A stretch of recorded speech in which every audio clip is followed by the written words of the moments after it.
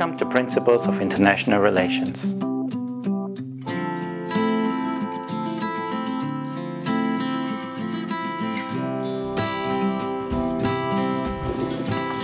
In today's class, we will continue talking about international relations theory, but we will move away from last week's discussion of realism and look at alternative or maybe improved theories of international relations.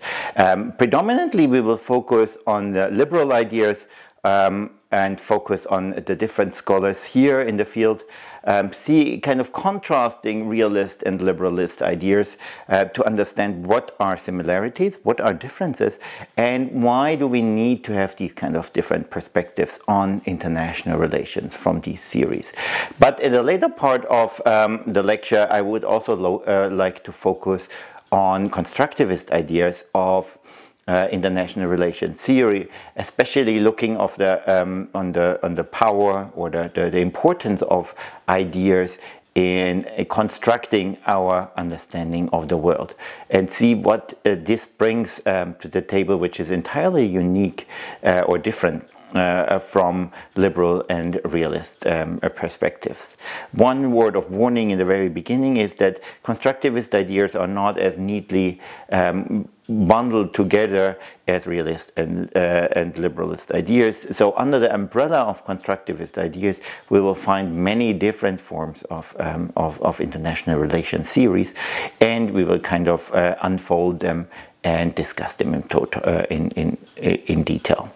So I hope you will enjoy this class. I will go right into the slides. So please stay tuned, and I'll see you there.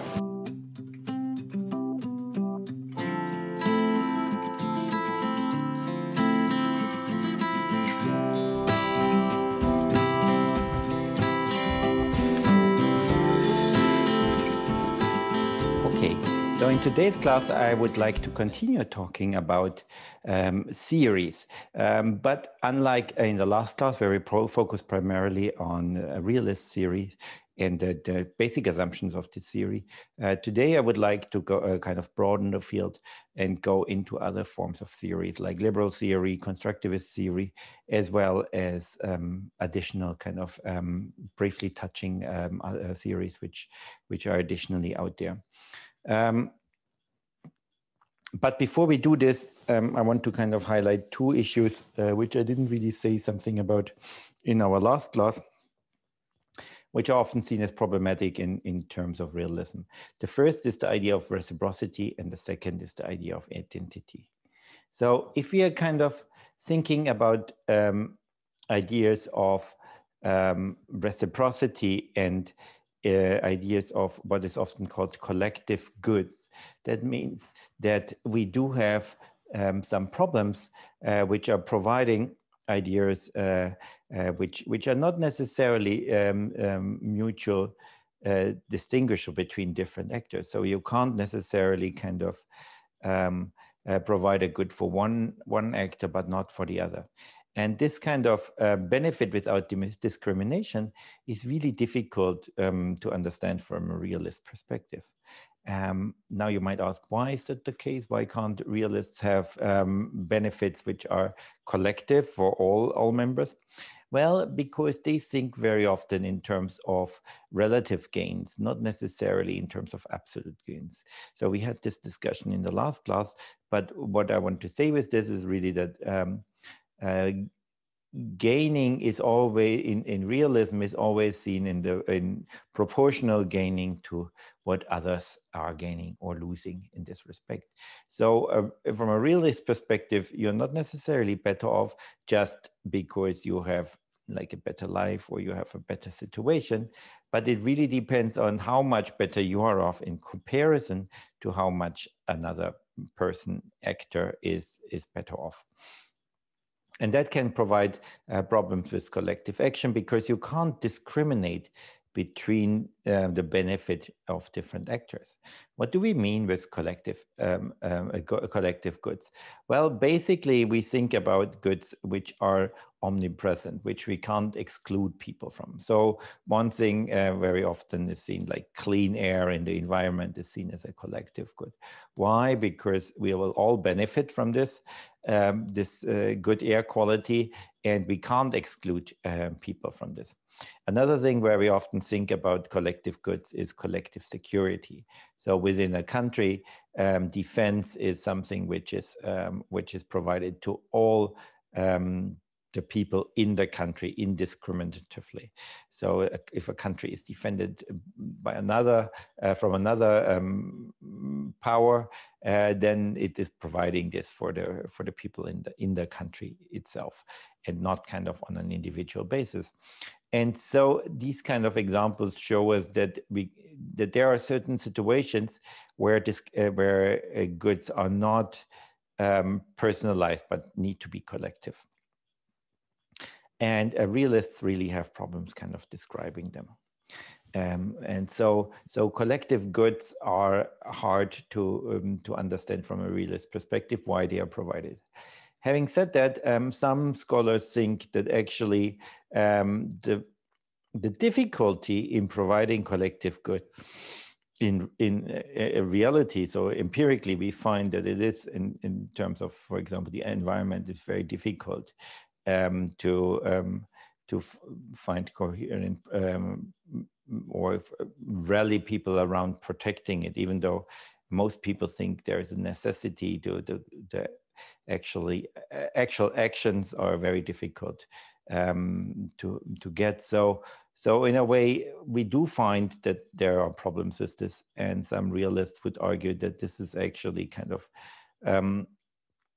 proof that in a world where realist thought is prevalent, we don't have the opportunity to act collectively. Having said that, in recent years, for example, in environmental issues, we have had major improvements, and so it seems that there are other things at play which kind of make collective action around this idea of collective goods problematic. And we will talk about this in a later class on environmental issues. But for now, I would like to state that collective goods are really difficult to understand from a realist perspective. Another idea which is really kind of difficult to understand is this principle of reciprocity. So what we do find is that that people are punishing a behavior which they feel is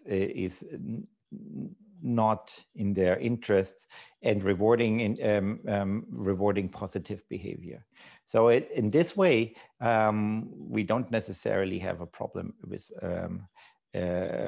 realist theory. But what we do find is that empirically find is that actors are using this reciprocity much more strictly than realists would expect. So rewarding and punishing behavior goes beyond the level of self-interest. So what we do find is that, for example, that actors, even if they don't have any negative consequences from not doing so, do reward good behavior by other actors, and they are kind of even if they don't expect any future benefit, they're using this as a tool of rewarding. At the same time, actors also punish bad behavior, even if they don't have an individual benefit from it. To give you an example here, there have been experiments about division of certain goods or prizes. So in a way, one experiment was to provide a certain amount of money to one actor and say that he has to split it with another person, and that they are kind of then they can keep the reward. And the first person is allowed to determine how they will split the amount of money. So imagine there are like, I would give two of your students, I would give them, put them in pairs and give one of the students, I don't know, 10 US dollar, or let's say 1,000 yen. And then I say, please split this 1,000 yen equally, no, not equally, among each other, however you wish to divide it. And only the first person can decide how to divide it. But the second person can then agree or disagree. If the second person agrees, the split will be done in this way. If the second person disagrees, nobody will get any money. So we could kind of imagine that, like what we find empirically is that lots of people would split this equally, 50%, 500 yen to one person, 500 yen to the other person. But of course, if we think about optimization, we know that the first person is the only one which has the power to decide how much to split. So he could ask, get more from this. He could get maybe 6,000 for himself and just 4,000, or go to the extreme and, I don't know, take 990 for himself, 990 yen for himself, and just give 10 yen for the other person. What we do find is that there's a certain threshold, and that's very often in terms of 70% to 30%, so 700 yen or to 300 yen, that the second person starts to reject this. Well, in a way, from a realist perspective, well, in terms of gains, what we see here is that that an actor would be kind of, if they think it is too unfair, then they would start punishing behavior, even though it is, it would kind of, on an individual basis, would give the person a benefit in it itself. So what we do find here is that reciprocity is really important, and that actors are actually kind of taking this into consideration and would take individual laws into consideration if basic ideas of reciprocity are not taken up. Another point I would like to highlight here, where realist theory really has problems, is this idea of identity. Something which we find in countless studies is that identity is really important, and that we do need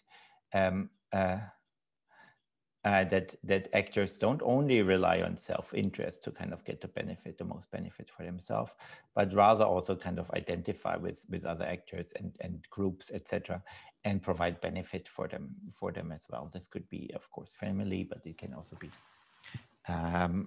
also be other forms of identity, like a group where you belong to, or a national identity, etc. So we do find that that these identities are really important and play a role in our behavior beyond the level of self-interest. And this is not really addressed in realist theory at all, because it's all about the self-interest of the individual actor. There are kind of there are lots of extensions in terms of understanding this individual behavior, about rationality in the individual behavior here as well. And if you're interested in this kind of things, I do have another class which is called Rationality and Choice, where we're kind of thinking about them in more detail and look at it from various aspects of rational decision making.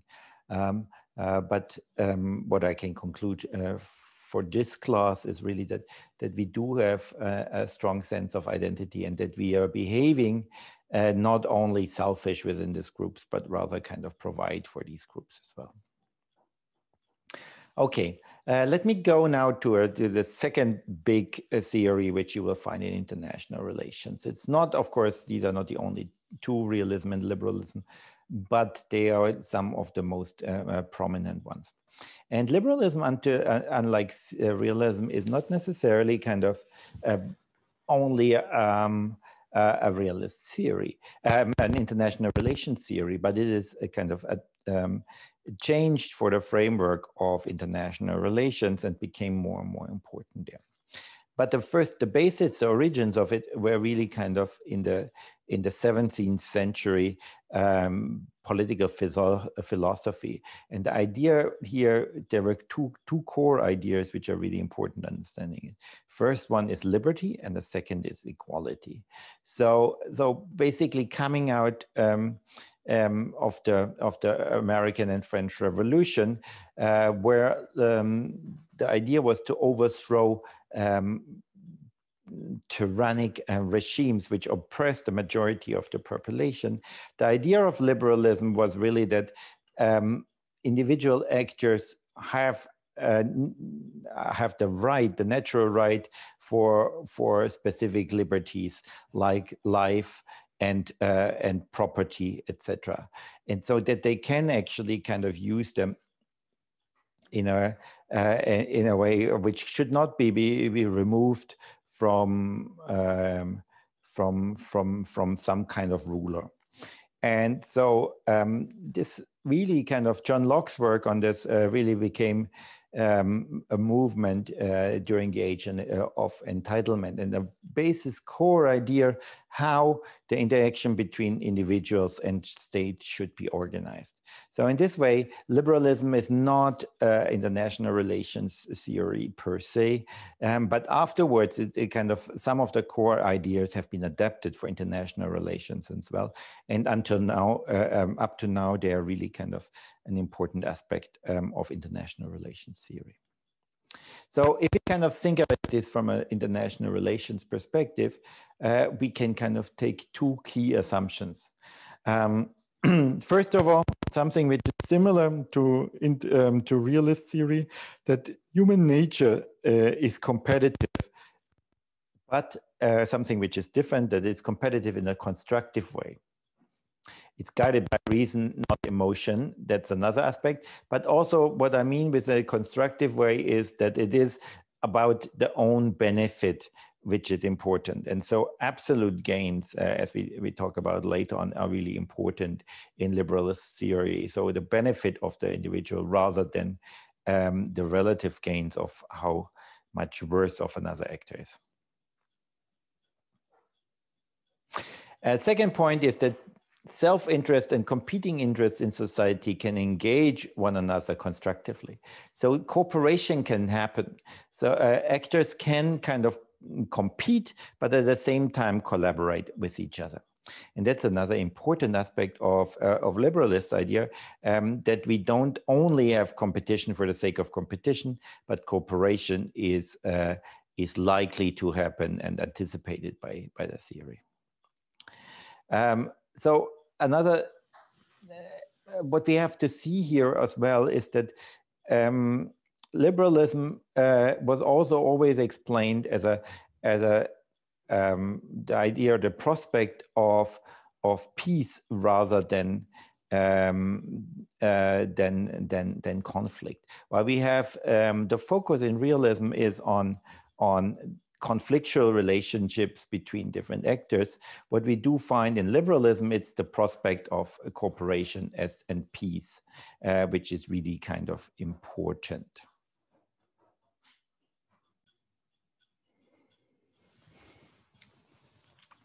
So in this way, liberalist theory is very different than realist theory because it focuses on the ideas of peace. And some of the first and maybe one of the most important proponents of this idea of peace in the liberalist tradition is Immanuel Kant. And he was focusing on several aspects. One of the things is that peace depends on the intended characters of a government. And so something like this we do find in our empirical research as well. It's called the democratic peace theory, that democracies don't fight each other. So we find empirically that it's very unlikely for democracies to have wars with each other.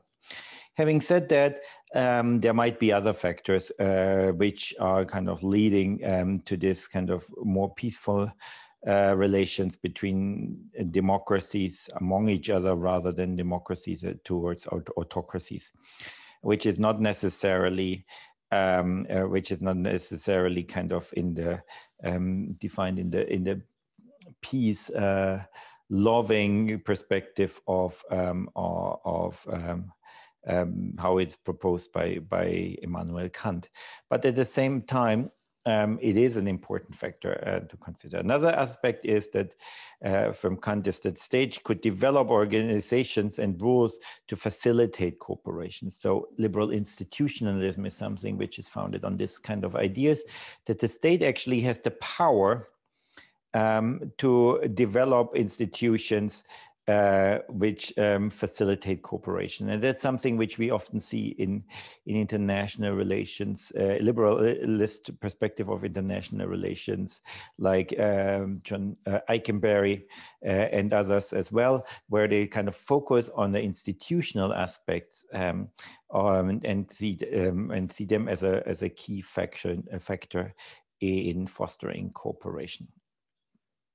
A third really important aspect is that that economic interdependence also promotes peace. So the idea here is that if countries or actors more generally are more interdependent of each other because they are trading with each other and they are kind of intertwined economically, that leads also to a more peaceful environment. So the principal idea is that if war is disrupting this economic cooperation, then losses are even bigger. Having said that, there is some mixed empirical validity to these points. We do find that lots of that generally economic interdependence is helpful for having peaceful relations, but at the same time, it is very difficult to understand that the reduction of economic independence is a result of worse relations in general, or whether actually this reduction of interdependence leads, at the other hand, towards to kind of getting situations to become worse. So in this way, it's a little bit of a chicken and egg problem, which we don't necessarily know whether economic interdependence follows good relations or whether relations follow economic interdependence.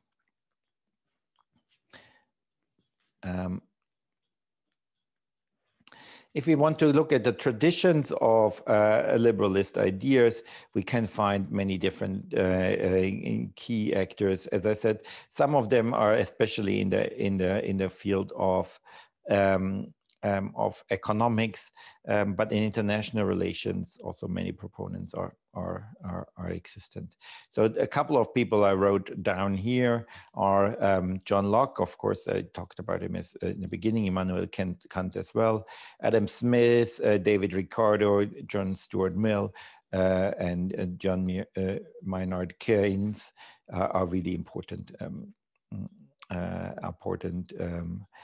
proponents of the various aspects of liberalism, but in realist theory, especially in international relations theory, we do find important scholars as well. Among others, I mentioned already John Eikenberry, but Joseph Nye and others are also really important there. So these kind of scholars really had an impact on the shape of modern industrial societies, and believe individuals should be free from arbitrary state power, prosecution, and superstition. So this was very much based on these kind of early ideas to kind of establish an understanding of the relationship between the state and the individual. And so liberal traditions are really kind of prominent in terms of advocating political freedom, but at the same time also advocating like democratic rules. One aspect which they all kind of have in common is that market capitalism is really important and the best to promote welfare. At the same time, very often scholars like Keynes are very much into the ideas of kind of using state institutions and monetary policy in order to steer the economy from a state level, which is also kind of heavily promoted in this. In recent time, this kind of very similar to the ideas in realism. Also, new neo-liberalist ideas came up and became more prominent, which kind of advanced on these kind of very long traditions. And some of the aspects which are kind of prominent from an economic idea is that institutions develop mutual gains is something which we also kind of focus on in a later stage of these lecture series. So that mutual gains are possible. We don't talk about relative gains where there's a competition, and even kind of negative impact on yourself is better if it's also negative on other players rather than both having positive impacts. Other aspects which in economic liberalization are really important are ideas of privatization, fiscal austerity, and deregulation, which are questioned more and more in recent years. And neoliberalist perspectives are very often focused on economic growth as helping individuals to get better off, rather than the ideas of economic welfare, which are supporting individuals. Then there we can also kind of continue our move through the different series, and focus on another aspect which is often seen as the critical perspective. And one of the key things they are focusing on is this assumption which realists as well as liberalists have, that that preferences, so the basic ideas, the basic motivation, driving forces of individuals are timeless and fixed for each individual. That is something which technically is really important for the theories to work, that preferences don't change over time. But the critical perspective often says that this is not true, that actually very often we don't have fixed preferences, and that we might actually develop them over time, but also that we are influenced by others to understand what our preferences are. So a critical perspective really focuses on this idea of social interaction, which explains individual and state preferences. So it's not something which is fixed already from the start, and it's an institutional or organizational issue to optimize it, but rather that it kind of develops dynamically and can change over it. Within this idea of critical perspective, of course, we have many different kind of movements. Some of them are constructivist movements. Others are kind of called postmodernist movements, feminist movement, environmentalist movements, as well, are all fitting in this bill. Basically, kind of criticizing this narrative which we have from a liberalist as well as realist perspective. If I want to kind of take out one of the key works here, we can focus on this idea of constructivism. And constructivist scholars predominantly focus on beliefs, ideas, and norms, and say that these kind of three different aspects, beliefs, ideas, and norms, shape views of individuals, of states, and if international organizations as well in the global system. And therefore, we do have to focus on these kind of different aspects of beliefs and norms rather than the underlying, assuming that the underlying preferences are similar for all actors. So very strongly, constructivists reject this realist idea that power is the only driving force, but also they reject the liberalist idea that states are necessarily in competition, and that they want to gain sometimes by cooperating, but also times in terms of using also conflictual measures. And constructivists really kind of focus on this idea that this is based on ideas and beliefs, and that norms are a really important factor here. So research in this area really focuses on society and culture, and kind of things like, well, how does culture and society change policies and kind of creates people's values and fundamental beliefs? How do they change over time? So this is something which is kind of focused on in constructivist idea. Not saying that that power is irrelevant, or saying that liberalist ideas on competition, on optimization are not existent, but saying that these kind of social and cultural norms and norms we should not underestimate, and that they're really important in shaping our behavior, but also shaping our identity. So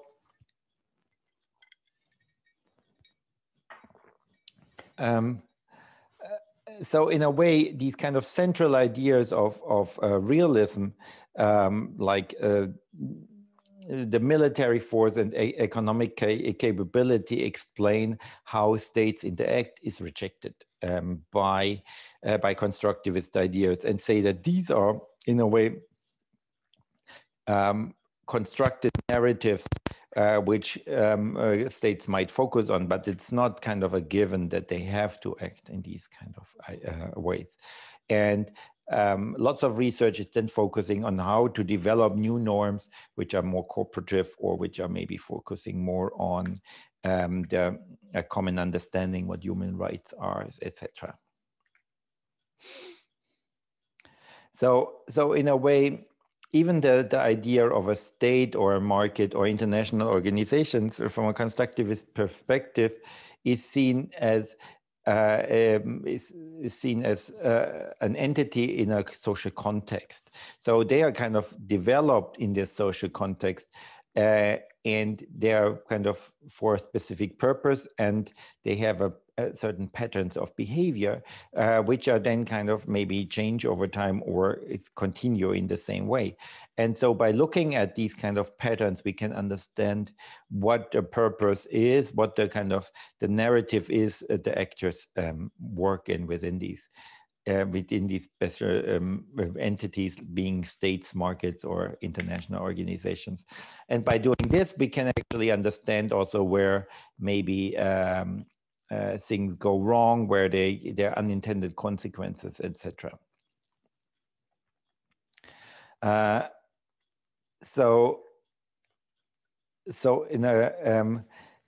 a constructivist would also argue this idea about anarchy and the kind of notion which comes from it, that we do need to have self-help. We need to kind of take our own protection in our own hands as states, because that's the way the world works, is only a certain belief about the international system, and it's not written in stone. So new kind of forms of organization of the international system could come up, and also lead to a different form of understanding of it in totality. So constructivists would reject this idea that anarchy of states is something which cannot be changed over time. Also, that the entity as a state is something which is fixed and not fluid. In terms of the key assumptions, what constructivists have, I have to put a word of caution in here, because unlike liberalism and realism, constructivist ideas should rather be seen as an umbrella term, where lots of different ideas are kind of imputed into this system, and kind of put together under this umbrella of constructivists, but in a way less. They're not necessarily all very coherent with each other. And so we are kind of focusing here on mainstream ideas of constructivism rather than all the aspects. But at the same time, we should kind of acknowledge that there is more out there. Some of the research is really focused on the idea of how these kind of norms and the understanding of institutions, of behavior, of actors, etc., how this is kind of spread across the different actors. And they kind of see three different factors which are really important. The first one is transnational advocacy networks. What do they mean by this? Basically, these are kind of networks of actors which are going across nations. For example, non-governmental organizations, or other forms of communities which develop develop understandings. And this kind of ties us very closely into the second point, which is called epistemic communities. And this kind of epistemic community is often seen as a knowledge community, for example, universities, scholars, activists, etc., which spread knowledge about certain aspects and therefore kind of increase the common understanding of certain aspects of the international community. And the last point here is often seen as international organizations as a key driving force to promote specific interests and specific positions, and kind of spread norms around the basic focus of these organizations, being it human rights organizations, being it organizations for cooperation like the United Nations, etc. Some of the tools and concepts which are really important in a constructivist series is first of all, I picked out three here, which I think are most interesting and really, really important to understand. But there's a big variety of other aspects as well, which you should kind of study more if you're interested in these. In this series. But the three I would like to highlight here are framing, problematization, and discourse analysis. What do we mean by framing? Framing is basically the idea that a certain problem or a certain situation can only be understood if we put it in context. So if we are understanding that the context is really describing a situation. A certain action can be seen in many different ways, and the pure facts don't tell us much about how we see this specific action, but we need to kind of put it into context, make a frame around it, and then kind of understand it from this either as a positive or a negative action, or what can better understand what the intent and the consequences are. What a lot of constructivist scholars would say is that this kind of framing can be in competition. So different kind of groups might actually frame actions in different ways. You could think about this in terms of, for example, the situation of the Uyghur in China.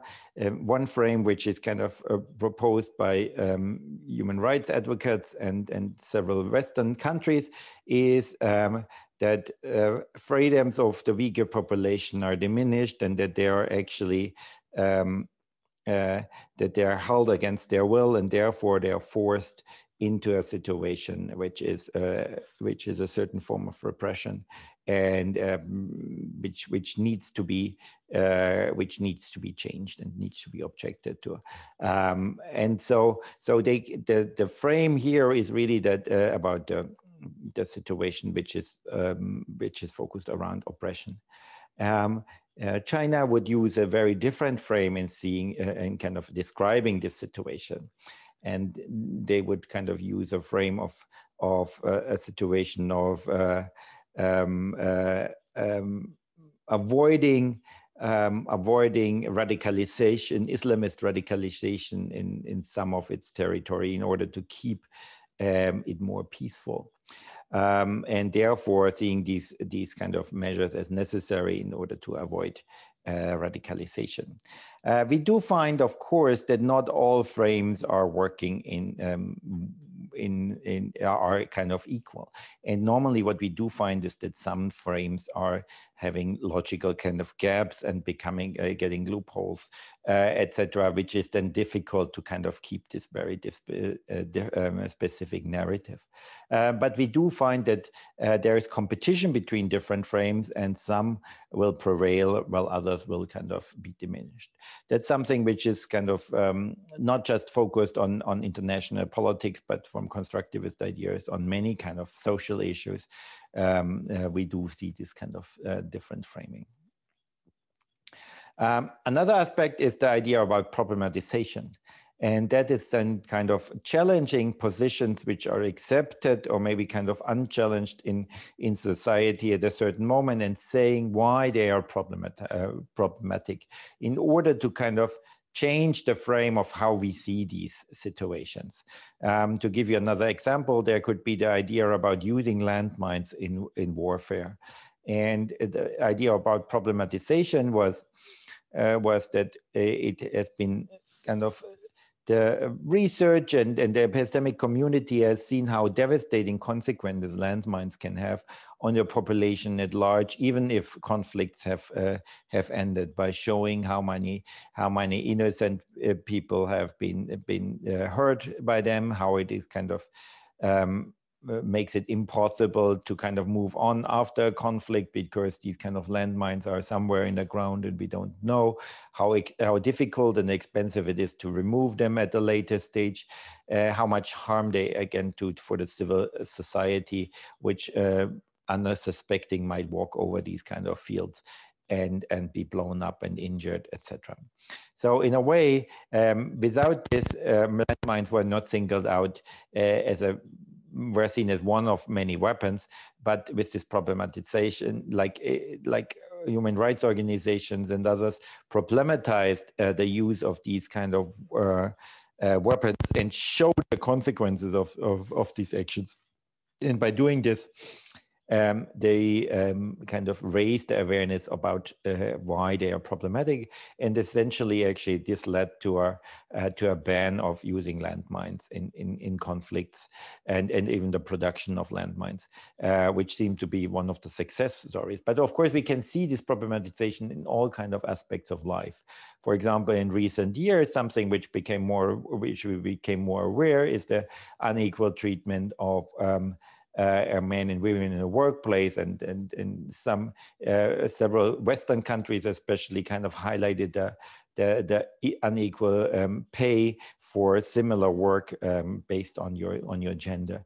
And before that, it was kind of not necessarily seen as a problem, but with this kind of raising the awareness about it, it became problematized, and we are by raising certain situations and kind of making people aware that they are problematic. This is of course seen as the first step of understanding them, and the first step also of solving them. Very often a tool which is used by constructivist scholars is the idea of a discourse analysis. And so it looks at the communication between different actors and sees how they are discussing certain problems. So this can be like what kind of frames they are used, whether they problematize something, etc. And something which is often really interesting and highlighted on is the idea of change over time. So how does this discourse change over time? And by looking at this kind of this aspect of change, we can actually kind of see how the different norms and the different beliefs about a certain situation is changing over time, and we can kind of analyze this in a structural manner. There are lots of kind of difficulties with constructivist ideas as well. And just to highlight one here is that very often they're very inclusive, which is of course generally a benefit, but that makes it also a problem to be parsimonious in its expectations, and it's also in it provides an ability to explain everything, but not necessarily it's not necessarily possible to falsify the findings of constructivist ideas, because they are so inclusive with many different kind of aspects. And that several scholars see this as a problem, because that makes it less possible to empirically kind of evaluate whether these theories are correct or not.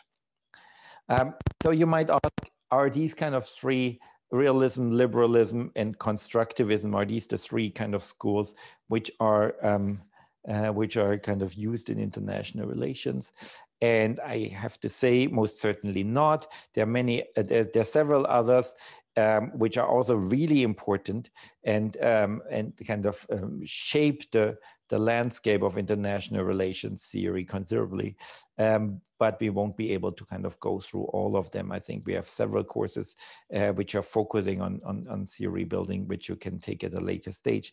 But for this introduction course, we will focus primarily on these three. However, I would like to highlight some and invite you to read more about them.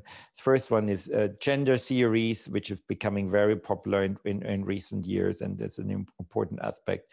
Another idea is postmodernism, which is basically in some ways very closely connected to constructivist ideas, but still and critical thoughts, but still a little bit different in its kind of its target.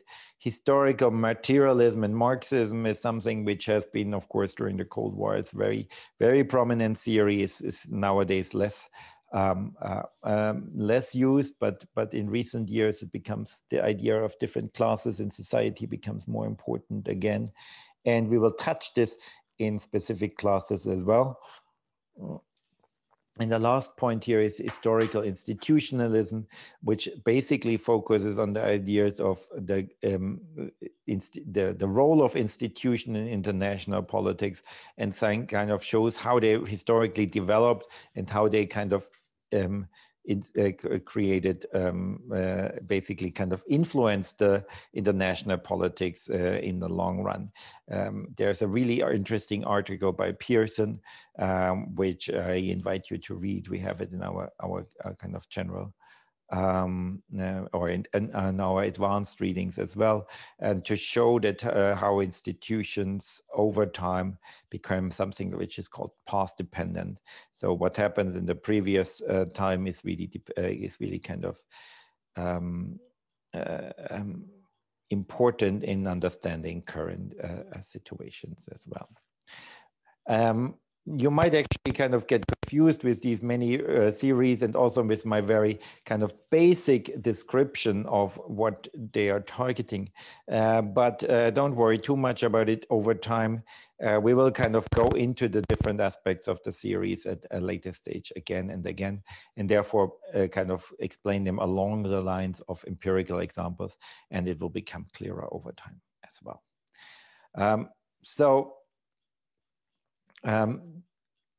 To kind of briefly focus on these different aspects here, the structuralism and historical materialism.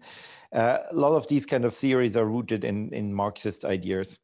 As I said already just before, the key idea here is to define different segments in society and kind of see how the interaction between these segments of society and kind of create these segments based on economic structures.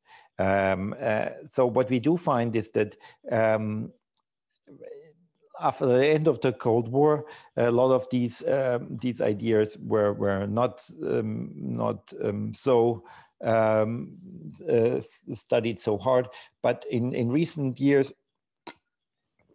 especially with the emergence of the work of Piketty and the increased social inequality in societies, they become much more important again, and basically see that that state affairs are very much kind of determined by these kind of class conflicts, and focus really on the different kind of economic segments of society and the interaction of the economic segment of society.